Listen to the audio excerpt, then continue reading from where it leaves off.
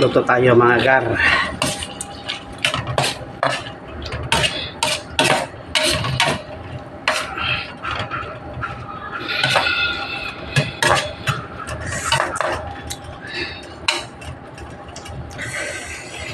Gigisa ng repolyo. Yan, mga pangsahog ko na.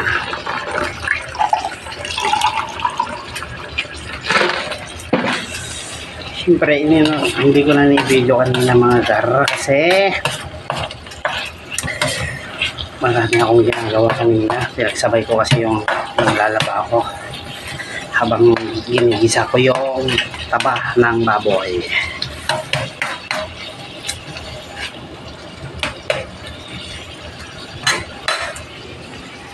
Nakasaing na rin ako mga gar.